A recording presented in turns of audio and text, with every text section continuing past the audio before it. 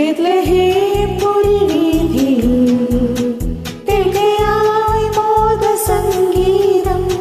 രാജരാജനീശു ജനനം ആർത്തുപാടും ഇടയഗണം, ആർത്തുപാടും ഇടയഗണം, ആർത്തുപാടും